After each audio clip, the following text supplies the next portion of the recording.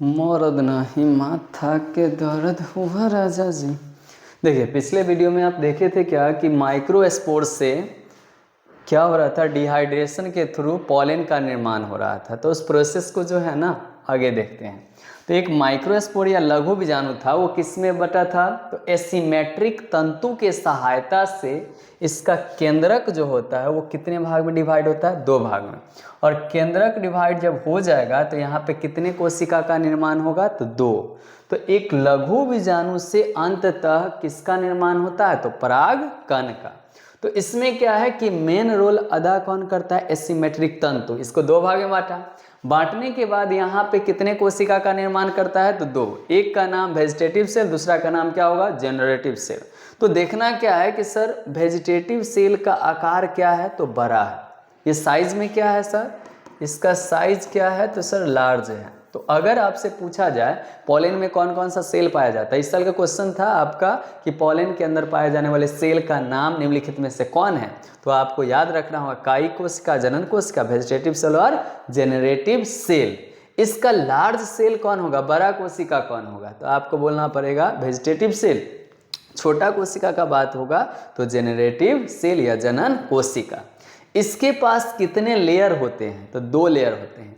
एक का नाम एक्साइन होगा, एक्साइन को बाह्य चोल या बाहरी आवरण बोल सकते हैं। जो बना किसका होता है, तो स्पोरोपोलेनिन का बना होता है। किसका बना होता है, स्पोरोपोलेनिन का। नीचे वाला जो है वो इंटाइन है, उस बना किसका होता है, पैक्टिन और सेलुलोज का। तो दो चीज का बना होता है, कौन चीज, तो इंटाइन या अंतःचोल, पैक्टिन और सेलुलोज। बहुत बार क्वेश्चन पूछा गया है कि परागकण का बाहरी आवरण जो होता है वो किसका बना होता है, तो स्पोरोपोलेनिन का। इसके अलावा ये पूछा है कि परागकण के उस आवरण का नाम बताइए जो एंजाइम को सहने का क्षमता रखता है, तो वो भी कौन होगा, तो आपका होगा एक्साइन या स्पोरोपोलेनिन है। ये पॉइंट है। अब देखना क्या है कि सर यहाँ तक बन गया। अब इससे पॉलन के बारे में अगर हमको लिखने के लिए एग्जाम में दे दे, राइट अबाउट पॉलन, वही मेन है, उसमें ऑब्जेक्टिव भरा पड़ा है। तो इसमें क्या सब हम लिख सकते हैं वो देखना है आपको। तो सबसे पहला आया मेरे पास पॉलन ग्रेन। पॉलन ग्रेन के बारे में हम बोले थे क्या कि इसको कहा गया है क्या चीज़, तो नर युग्मकोभिद।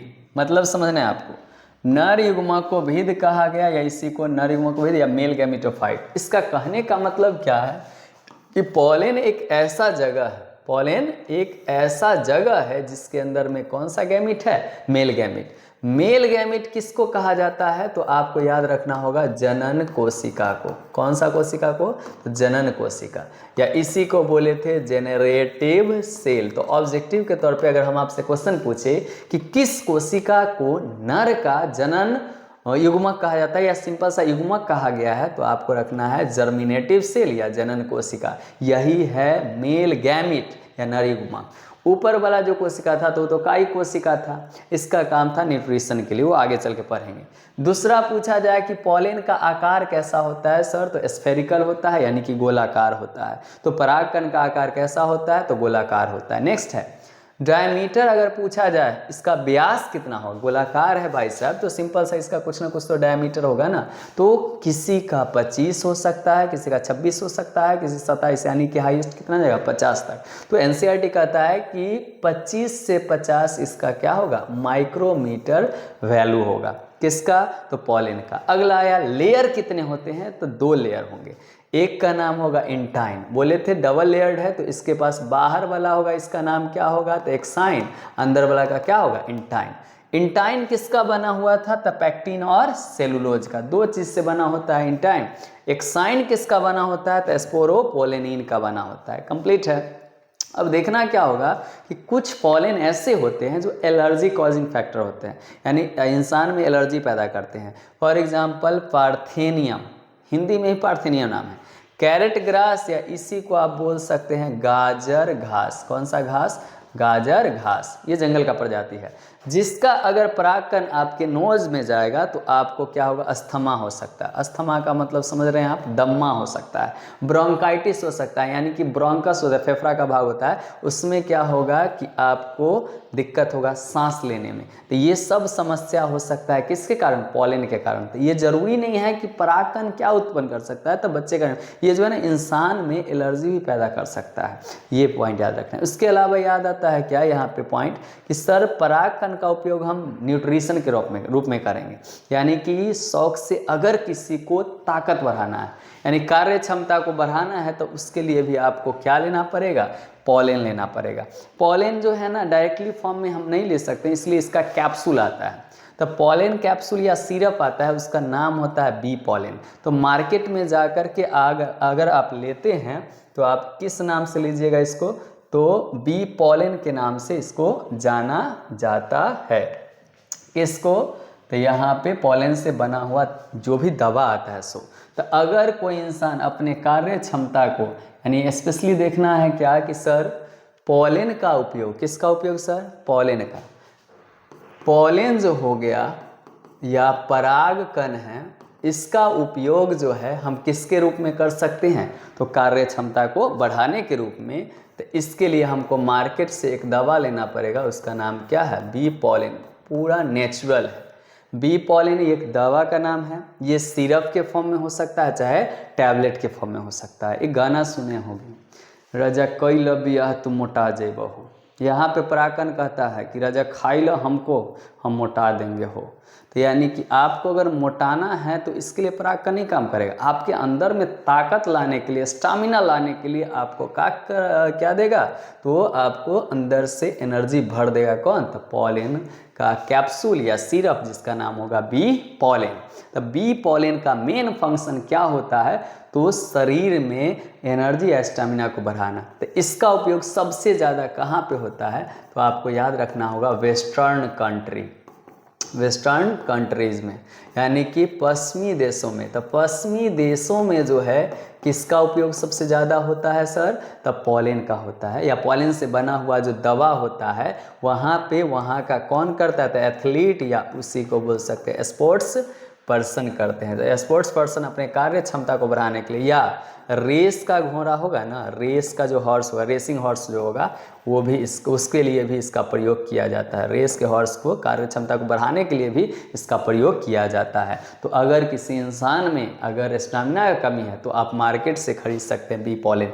इस तरह से आप एनसीईआरटी में देखिएगा तो एक फ़ोटो बनाया रहेगा, उसके अंदर में क्या हुआ लिखल रहेगा बी पॉलेन, और उसके अंदर में लिखल रहेगा फ्रॉम इंग्लैंड, क्योंकि यहाँ पे वेस्टर्न कंट्री का सबसे 30 टैबलेट, उसमें से आप जो है खरीद के खाइए और स्टेमिना बढ़ाइए। तो ये पॉइंट आ गया। इसके अलावा अगला पॉइंट आता है क्या है कि सर पॉलेन का लाइफ स्पान यहाँ पे दिया हुआ है कि लाइफ कितने समय का होता है। तो सर यहाँ पे याद रखना है क्या कि मोस्टली आपसे एग्जाम में पूछा क्या जाएगा कि पॉलेन का लाइफ स्पान में जो है सबसे ज़्यादा पूछा जाता है राइस के लिए और दूसरा व्हीट के लिए, यानी कि ये राइस हो गया या व्हीट हो गया, यानी कि या तो आप चावल बोलिए चाहे गेहूं बोलिए, इसका जो परागकण है बनने के बाद कितना समय तक जिंदा रह सकता है, बाहर निकला कितना समय तक जिंदा रहेगा, तो 30 मिनट, या इसी को लिख सकते हैं 1/2h, यानी कि आधा घंटा मात्र ये जिंदा रह सकता है। वही अगर रोज का बात करें गुलाब का, तो अगर आप गुलाब का बात करिएगा तो इसका परागकण अप्रॉक्स बोला जाता है कि सर 1 मंथ तक, यानी कि महीना तकला जो है ना जीवित रह सकता है। अब आया नेक्स्ट पॉइंट, क्या चीज़ आप लोगों के सामने में वो समझना है सही से। अगला पॉइंट में आता है क्या है सर, एक पॉइंट उसका नाम है सेमेन बैंक। सेमेन बैंक, या इसी को बोल सकते हैं पॉलेन बैंक। अब समझिए किसी भी सेमेन को, अब सेमेन का मतलब आप समझ लीजिए कि उसके अंदर में क्या भरा पड़ा है, स्पर्म हो जाएगा। तो यानी कि यहाँ पे याद रखना है इसमें किसको रखा जाएगा, तब पॉलेन को। तो यानी कि यहाँ पर दोनों के लिए बैंक खोला गया है, बैंक हो, इसके अलावा सीड बैंक भी होता है। तो सेमेन बैंक हो चाहे पॉलेन बैंक हो, इसका मेन मकसद होता है सेमेन को सुरक्षित रखने वाला को सेमेन बैंक कहेंगे और पोलेन को सुरक्षित रखने वाले को क्या कहें, पोलेन बैंक। ये लाइफ स्पान को बढ़ाता है। तो इसमें क्या होगा आपको समझना, देखिए अगर हमको क्या है कि किसी इंसान के शरीर से या प्लांट के शरीर से पोलेन ले लिए, परागकण ले लिए, पराग ले लिए, दूसरा किसी के शरीर से क्या ले लिए, स्पर्म ले लिए, शुक्राणु ले लिए। हमको क्या है कि लंबे समय तक इस शुक्राणु को जो है ना जीवित रखना है, चाहे परागकण को जीवित रखना है, तो इसलिए हमको सेमेन बैंक या पोलन बैंक में जा कर के इसको सुरक्षित रखने के लिए सबसे पहला क्या करना पड़ेगा, तो इसको -196 डिग्री सेल्सियस देना पड़ेगा, यानी ठंडा रहना चाहिए। तो -196 डिग्री सेल्सियस का ज़रूरत पड़ा किसके लिए, तो पोलन को सुरक्षित या स्पर्म को सुरक्षित रखने के लिए। दूसरा आपको चाहिए क्या चीज़, तो लिक्विड चाहिए, इसका नाम क्या है, नाइट्रोजन। तो नाइट्रोजन का द्रव होना चाहिए, यानी नाइट्रोजन लिक्विड मिलेगा तब ये चल के काम चलेगा। यानी कि पहला टेम्परेचर का वैल्यू -196 होना चाहिए। उसके अलावा जिसके अंदर में हम पोलन भरें, मतलब क्या है, पोलन छोड़ दीजिए, सबसे पहला समझिए क्या है कि गांव में आता है सेमेन देने के लिए, डॉक्टर जो आता है सेमेन वाला में जो डब्बा रखता है ना, अरे पता नहीं तो घैला बना दिया भाई साहब, यहाँ पे क्या होगा, एक डब्बा आएगा, क्या आएगा सर, तो एक डब्बा इस तरह से थर्मस टाइप का रहता है बनायल, उसमें देखिएगा कि सेमेन मवेशी को सेमेन देने आया है, तो उसके डब्बा का जो है ढक्कन इस तरह से रहेगा, तो उसमें जो है ना सेमेन भरा रहता है। सेमेन जो भरा हुआ रहता है उसको जब डॉक्टर डब्बा खोलता है तो खोलने के बाद उसमें से क्या निकलता है, तो लगता है क्या कि धुआं नहीं, स्मोक निकल रहा है। सही मायने में उसमें जब आप हाथ डालिएगा तो बहुत ज़्यादा ठंडक महसूस होगा। इसका मतलब क्या हुआ कि उस डब्बा के अंदर में भरा हुआ है क्या चीज़, तो एक चीज़ जिसका नाम क्या है, नाइट्रोजन है।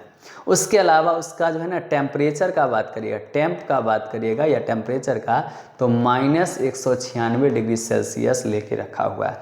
यानी कि डॉक्टर जो सेमेन आ रहा है, वेटरनरी डॉक्टर जो गाय भैंसी के सेमेन देवे ना आता है, वो जो है उसका डब्बा जो है उसमें बोला जाए कि सर टेम्परेचर का वैल्यू तो -196, उसमें कौन सा गैस भरा हुआ है, सॉरी द्रव भरा हुआ है, नाइट्रोजन।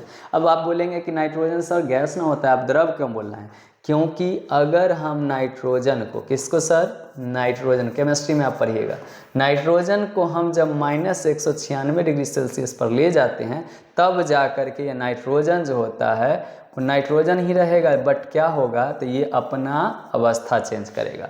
यानी कि इस समय गैस की अवस्था में था, गैस से इसको लिक्विड में चेंज करने के लिए हमको कितना डिग्री सेल्सियस देना पड़ेगा, -196। जैसे मान लीजिए हवा है, हवा के अंदर में बहुत सारा गैस है, तो सबका क्या होगा कि गैस से लिक्विड में चेंज होने का टेम्परेचर अलग होगा। अगर हम पानी का बात करें 0 डिग्री सेल्सियस पर, वो क्या होता है कि पानी से तुरंत ठोस में बदल जाता है। तो यहाँ पे आया क्या कि नाइट्रोजन को अगर आपको गैस से द्रव में बदलना है तो आपको टेम्परेचर देना पड़ेगा 196, तब जाके लिक्विड के अंदर में आराम से संचित रह सकता है। अब किसी के मन में होगा कि सर ठंडा ही करना है तो आप बर्फ़ आती पानी में रख दीजिए।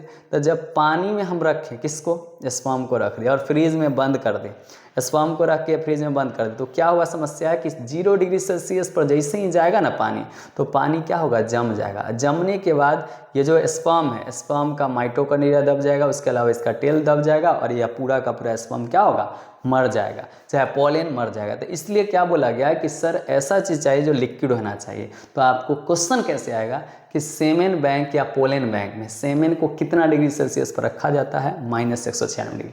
किस द्रव में रखा जाता है, तो नाइट्रोजन लिक्विड में रखा जाता है। क्यों रखा जाता है, क्योंकि नाइट्रोजन ही है जो -196 डिग्री सेल्सियस पर गैस से किस में बदलता है, लिक्विड में रहता है और इसी में रह सकता है। तो ये आज आपका क्या चीज़ कंप्लीट हुआ, मेल रिप्रोडक्टिव सिस्टम प्लांट का कंप्लीट हो चुका है, जिसमें आप पढ़े क्या कि अंततः मेरे पास एक चीज़ बन चुका है जिसका नाम आप जान चुके हैं, क्या चीज़, तो सर पराग कण। और इसी पराग कण के अंदर में हमको मिल चुका है जर्मिनेटिव सेल। कौन सा सेल है, जर्मिनेटिव सेल।